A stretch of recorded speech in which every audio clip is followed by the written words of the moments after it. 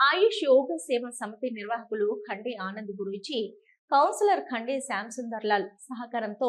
Udayananda hospital కంటి వైద్య నిపుణులు డాక్టర్ పోగుల సౌమ్యారెడ్డి గారిచే 13వ తేదీ సిరివెళ్ల గ్రామం నందు ఉచిత కంటి వైద్య శిబిరం ఏర్పాటు చేసి సుమారు 60 మందిని శుక్లం ఉన్నట్లుగా గుర్తించడం జరిగింది. వీరిలో బుధవారం నాడు 13 మందికి మరియు గురువారం 12 మందికి ఆపరేషన్ చేసి డిశ్చార్జ్ చేయడం జరిగింది. మిగిలిన 35 మంది కూడా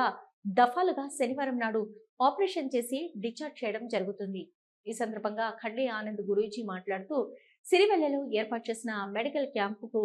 పని ఒత్తిడి వలన రాలేని వారు డైరెక్ట్ గా ఉదయానంద హాస్పిటల్ కి వచ్చి ఉచితంగా కంటి ఆపరేషన్ చేపించుకునే విధంగా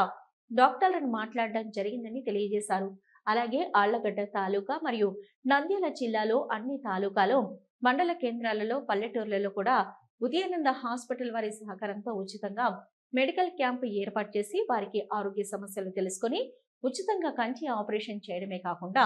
ఇతరత్ర ఆరోగ్య సమస్యలు ఏమున్నా గానీ మా వంతు సహకారం